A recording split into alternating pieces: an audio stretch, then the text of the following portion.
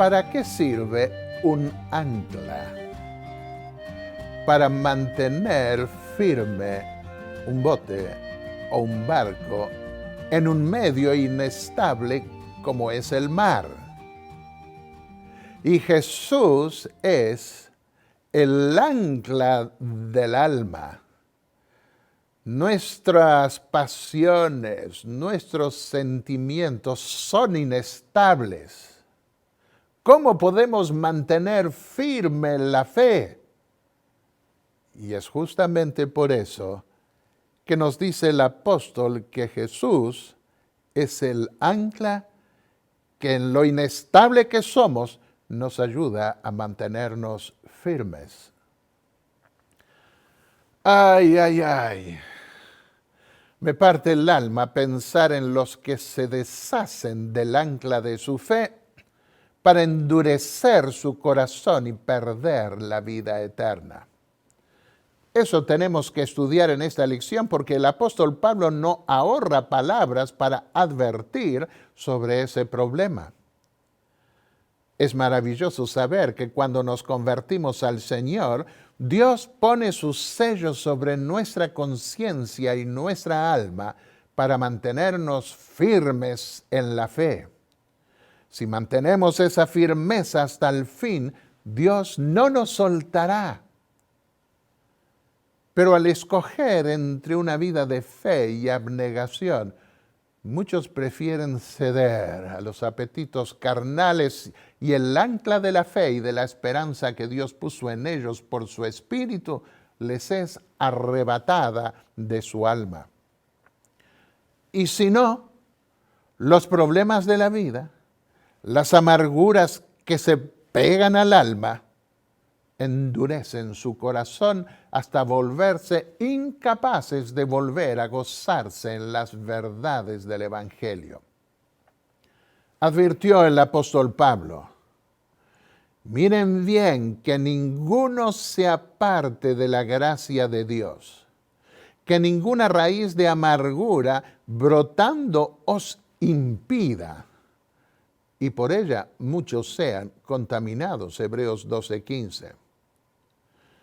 Me he encontrado en mi ministerio con gente que fue tratada injustamente en la iglesia y su corazón se ensució, endureciéndose de tal manera que desde la perspectiva humana parecería imposible hacerlos volver. No se apartaron por otras creencias, sino porque terminó pasándoles lo que refirió el apóstol Pablo al hablar de sus luchas. Yo sé que en mí, esto es, en mi carne, no mora el bien, porque el querer el bien está en mí, pero no el hacerlo. Romanos 7:18. Solo mediante la intervención del Espíritu Santo y en respuesta a la oración, puede una persona ser librada de las garras de Satanás en circunstancias tales. Algunos, por misericordia divina y oración de otros, han podido volver. Pero otros, y lamentablemente parecería ser la mayoría, endurecieron su corazón hasta el final de sus días. ¡Qué tristeza! ¡Qué tristeza! Que por un orgullo herido o tantas otras cosas más se pierdan la vida eterna, una vida eternamente feliz. Cierta vez una joven saltaba de alegría en Santo Domingo cuando yo iba a dar mi última conferencia por la tarde al final de 2 semanas. Me dijo que su papá se había amargado y alejado de la iglesia desde hacía 19 años. Ella le pidió en la mañana que al menos escuchara por radio mi anteúltimo tema.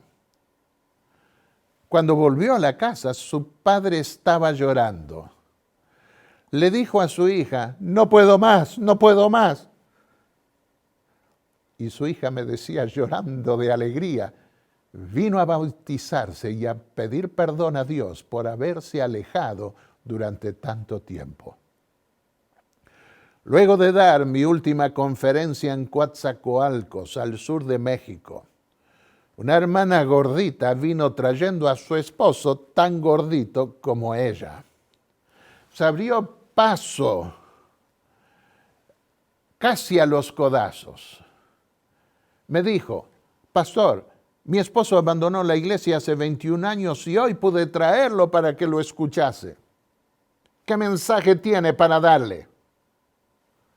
Lo vi con rostro compungido y con una sonrisa tristona le dije: no sea rebelde a la visión celestial. Si Dios tocó hoy su corazón, no lo endurezca de nuevo. Y mientras me disponía a saludar a otras personas, le dije: lo buscaré en el reino de los cielos, no nos defraude. No, me respondió emotivamente. Pero, ¿por qué dice el apóstol Pablo que los que llegaron a participar de las realidades celestiales, plenamente convertidos, no pueden volver? Leamos algunos pasajes. Porque es imposible que los que una vez fueron iluminados y gustaron del don celestial y fueron hechos partícipes del Espíritu Santo, y asimismo gustaron de la buena palabra de Dios y los poderes del siglo venidero, y recayeron, sean otra vez renovados para arrepentimiento, crucificando de nuevo para sí mismos al Hijo de Dios y exponiéndole a vituperio. Hebreos 6, 4 al 6. El primer paso que se requiere para convertirse al Evangelio es la renuncia de sí mismo, de tal manera que Cristo pueda tomar control de la vida. Deben sacrificarse en la cruz de Cristo muchas cosas que antes amábamos del mundo para iniciar una nueva vida en Cristo y aprender a gustar, a deleitarnos en su lugar de las cosas espirituales. Pero si después de haber gustado de esos bienes espirituales renunciamos a ellos y volvemos como los perros al vómito del mundo, usando la figura del apóstol Pedro, no queda otra solución. Porque si pecaremos voluntariamente, nos dice el apóstol Pablo, después de haber recibido el conocimiento de la verdad, ya no queda más sacrificio por los pecados, sino una horrenda expectación de juicio y de hervor de fuego que ha de devorar a los adversarios. El que viola la ley de Moisés por el testimonio de 2 o de 3 testigos, muere irremisiblemente. ¿Cuánto mayor castigo pensáis que merecerá el que pisoteare al Hijo de Dios y tuviere por inmunda la sangre del pacto en la cual fue santificado e hiciere afrenta al Espíritu de gracia? Pues conocemos al que dijo: mía es la venganza, yo daré el pago, dice el Señor. Y otra vez, el Señor juzgará a su pueblo. Horrenda cosa es caer en manos del Dios vivo. Hebreos 10, 26 al 31. Sí, mediante la oración de otros, puede ser restablecida una persona que cayó en el engaño del mundo y endureció su corazón. Pero Pablo está diciendo acá que fuera del sacrificio de Cristo en la cruz del Calvario no hay salvación. Es imposible obtener redención. Porque en ningún otro hay salvación, dijo el mismo apóstol en el libro de los Hechos, el capítulo 4 y el versículo 12. Porque no hay otro nombre bajo el cielo dado a los hombres en que podamos ser salvos. Aquí el apóstol Pablo está hablando del pecado contra el Espíritu Santo. Me refiero a Hebreos, el pasaje que leímos del capítulo 10. El Espíritu Santo es la única persona en el universo que tiene poder para enternecer el corazón y transformarlo para que pueda vivir entre los ángeles de Dios. Y si se rechaza el Espíritu Santo, Dios no fuerza a nadie. finalmente se retira y es imposible volver a regenerarse. La batalla más dura se da contra el yo, contra el orgullo que no quiere ser humillado delante de Dios. ¿Dónde está pues la jactancia?, pregunta el apóstol Pablo en Romanos 3:27. Y él mismo respondió, queda eliminada del Evangelio y reemplazada por una vida de fe. A diferencia de Saúl, quien no tuvo enredos sexuales, David alcanzó perdón porque se humilló delante de Dios, aun siendo rey y poseyendo plenos poderes terrenales como los que ostentaban los monarcas en ese entonces. Los Salmos 32 y 51 nos hablan de esa actitud humilde y de arrepentimiento sincero del rey David. Los publicanos y las rameras, dijo Jesús, van delante de vosotros al reino de los cielos, Mateo 21:31. Esto lo dijo el Señor a los fariseos orgullosos, y si iban delante de ellos al reino de los cielos, no era por los pecados que cometían, sino porque no tenían justicia propia ni siquiera delante de los hombres, y estaban más cerca de apreciar y recibir la gracia y el perdón de Dios. Es el orgullo el que más detesta a Dios de los seres humanos. Por tal razón, si la persona que se convirtió llegó a deleitarse en los bienes venideros y recibió la unción del Espíritu Santo, se vuelve atrás, no hay nada más que pueda hacerse por ella. Esto lo captó bien el rey David cuando cayó en pecado. Captó el peligro de endurecer el corazón y ahuyentar el Espíritu Santo de sí mismo. Por eso clamó a Dios diciendo, no me eches de tu presencia y no quites de mí tu Santo Espíritu. Salmo 51, versículo 11. Cuando una de las amantes de Benito Mussolini vio por la ventana cómo el pueblo vitoreaba al dictador fascista en Italia, y el Dus, como le decían en ese país, disfrutaba de esa alabanza del pueblo, esa amante se dijo para sí, este es el comienzo del fin. Y huyó de Italia a Argentina. No se equivocó, porque murió poco después ultrajado y odiado por el pueblo.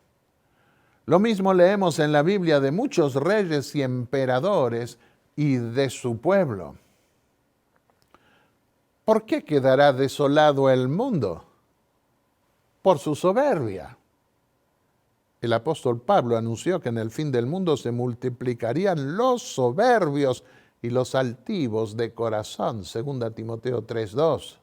Podemos leer también Romanos 1:30. Porque todo lo que hay en el mundo, dijo el apóstol Juan, los malos deseos de la carne, la codicia de los ojos y la soberbia de la vida, no procede del Padre, sino del mundo. Primera epístola de Juan, capítulo 2, versículo 16, también se puede leer Mateo 7:22. El malo se jacta y desprecia al Eterno. Por la altivez de su rostro, el malo no busca a Dios. No hay Dios en ninguno de sus pensamientos. Salmos 10, versículos 3 al 4. Por tal razón, Dios resiste a los soberbios y da gracia a los humildes. Santiago 4:6, 1 Pedro 5:1. Podrán muchos pretender creer en Dios, pero se mofan de Él por su comportamiento. Por eso advirtió Salomón que es mejor humillar el espíritu con los humildes que repartir despojos con los soberbios. Proverbios 16:19. En el fin del mundo, advirtió el profeta Isaías en el 2 capítulo de su libro, la altivez de los ojos del hombre será abatida. La soberbia de los hombres será humillada, y solo el Eterno será exaltado en aquel día. Porque el día del Eterno Todopoderoso vendrá sobre todo soberbio y altivo y sobre todo ensalzado, y serán abatidos. Isaías 2, versículos 11 al 12. En esa misma línea de advertencias, Elena de White escribió: el más desesperado e incurable de todos los pecados es el orgullo, la suficiencia propia. Y personalmente creo que estaba pensando el apóstol Pablo en eso cuando advirtió que es imposible para los hombres volver de allí. No hay nada tan ofensivo a Dios, continúa diciéndonos el espíritu de profecía, o tan peligroso para el alma humana como el orgullo y la suficiencia propia. De todos los pecados es el más desesperado, el más incurable. Concluyamos con una nota positiva. Si cultivamos los deleites del cielo, leyendo la palabra de Dios y soñando con las realidades del mundo venidero, podremos gustar de antemano, en las palabras del apóstol, de esas bendiciones futuras y deleitarnos en ellas. Como ya vimos al comentar otra lección, Jesús no se sentó aún sobre el trono de David. Eso lo hará cuando termine su mediación junto al trono de Dios en su templo. Pero es nuestro privilegio gustar ya de antemano, por la fe, de ese momento futuro, pero tan cercano a su vez para nosotros hoy, cuando podremos sentarnos con Él en su trono, ya que todos somos llamados a ser reyes juntamente con Él. Nosotros somos inestables, pero Dios es estable. Nosotros no podemos jurar porque no tenemos todo poder en cielo y tierra para cumplir nuestros juramentos. Pero Dios puede jurar y lo hizo. Él mantendrá su pacto de salvación y lo fijará en nuestro corazón como un ancla que no podrá moverse hasta su venida. Que así sea en cada uno de nosotros. Amén. Oremos. Padre y Dios Santo, que estás en los cielos, gracias porque, aunque reconocemos que somos inestables, que nuestros sentimientos no parecen ser duraderos o regulares muchas veces, tú puedes poner un ancla para afirmar nuestra fe, para afirmar nuestro corazón y para aferrarnos a tus promesas hasta el día en que vengas a buscarnos y a darnos el premio que has prometido a todos los que luchan esta vida y quieren obtener la victoria. Gracias por Jesús, nuestro Salvador. Manténnos firmes en esta vocación sagrada de ser hijos tuyos y representarte ante el mundo. En el nombre de Jesús. Amén. Amén.